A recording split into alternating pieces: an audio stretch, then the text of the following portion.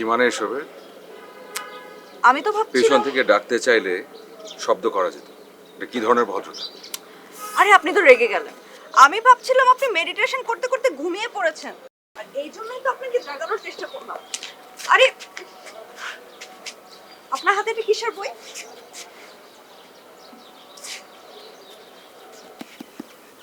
চোখ নেই, দেখতে পাচ্ছেন না? শরৎচন্দ্র চট্টোপাধ্যায়, নামও শোনেন নিশ্চয়ই।